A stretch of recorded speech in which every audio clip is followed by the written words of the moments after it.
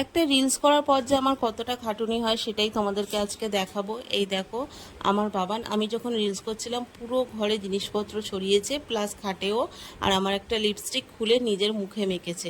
তো চলো এই সমস্ত সব কিছু গুছিয়ে ওকে বড় বড় খেলনা হাতের কাছে দিয়ে আমি চলে এসেছি রান্নাঘরে।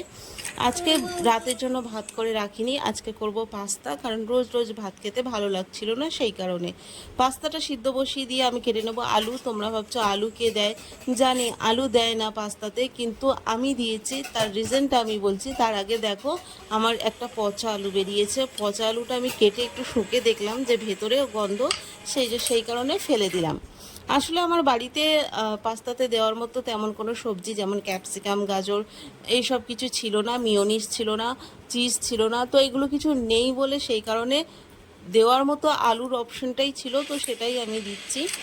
আর আমি চাউমিনেও মাঝে মাঝে আলু দিই। আর আমার বাবানকে দেখো ঝুড়ির মধ্যে বসিয়ে গাড়ি চালাচ্ছে, ও পিপিপ। তো চলো এর মধ্যে আমি একটু জিরে ফোড়ন দিয়ে দিলাম, পেঁয়াজ দিয়ে দিলাম, আর দিয়ে দেবো রসুন। এটা আমি ইউটিউব দেখে করছি।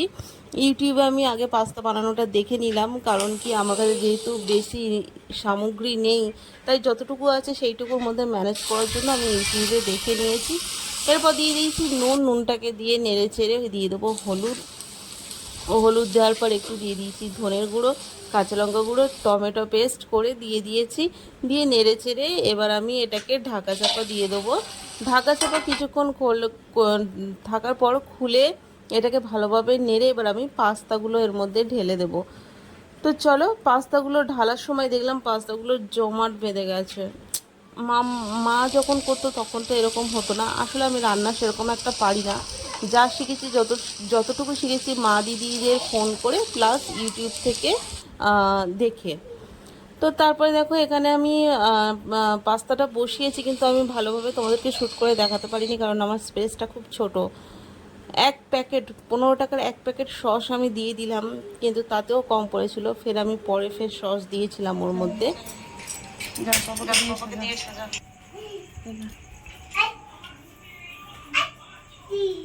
আসছি আসছি। দাও দাও, তুই চাবি এনেছো? খুলছি খুলছি, চাবিটা খুলিনি।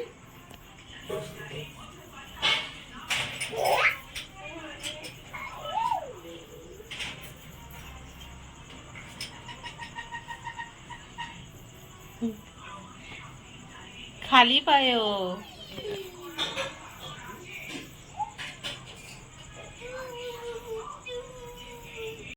এই দেখো পাস্তা আমার কমপ্লিট হয়ে গেছে, ভালোভাবে নেড়ে চেড়ে এবার আমি গ্যাসটাকে বন্ধ করে দেবো দিয়ে। আর এবার যাব বাবানের কাছে, বাবান যেহেতু বাইরে আছে।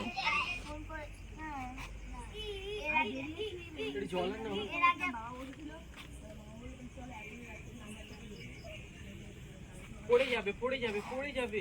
আরে ভোগো আসছে ভোগো আসছে।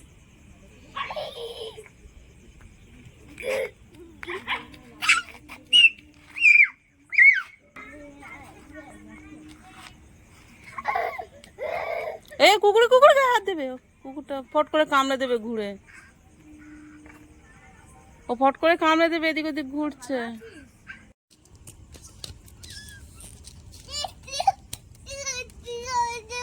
নর্মালি ফ্রিজে যে আওয়াজটা হয় তার তুলনায় আমাদের ফ্রিজটা আজকে বড্ড বেশি আর জোরে জোরে আওয়াজ হচ্ছিল।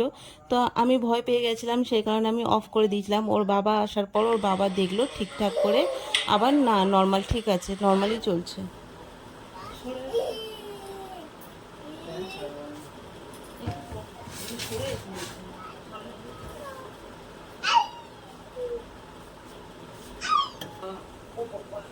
পড়ে যাবি তো। দেখ দেখ দেখ, এই এই এই পাইলা।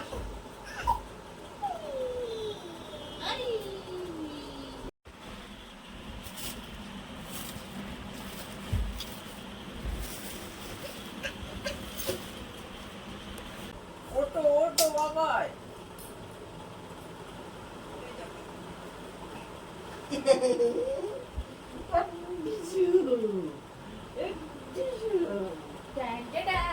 বাবা কত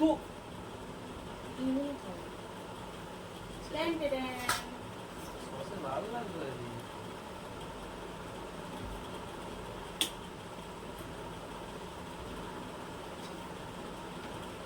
গরম